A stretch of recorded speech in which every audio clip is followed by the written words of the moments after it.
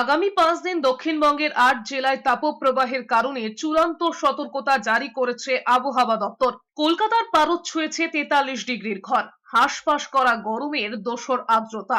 পশ্চিমা লুয়ের কারণেই March April মাসে একটাও কালবৈশাখীর দেখা মেলেনি কলকাতা ও দক্ষিণবঙ্গে। সকালের দিকে শুষ্ক আবহাওয়া থাকলেও বেলা বাড়ার সঙ্গে সঙ্গে চরমে উঠেছে আর্দ্রতাজনিত অস্বস্তি।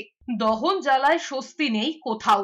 রবিবার থেকে অবশ্য রাজ্যের কিছু জায়গায় বৃষ্টির সম্ভাবনা রয়েছে, তবে সেই বৃষ্টি যে স্বস্তির বার্তা বহন করবে না তাও জানিয়েছে আলিপুর।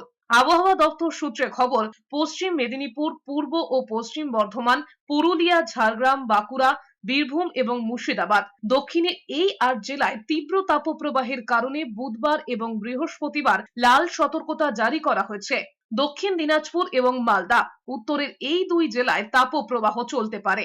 গরমের মাঝে দার্জিলিং, জলপাইগুড়ি, কালিম্পং এবং কোচবিহার জেলার কয়েকটি এলাকায় বজ্রবিদ্যুৎ সহ হালকা বৃষ্টির পূর্বাভাস। বৃষ্টির সঙ্গে কোথাও কোথাও বইতে পারে 40 থেকে 50 কিলোমিটার বেগে ঝোড়ো হাওয়াও।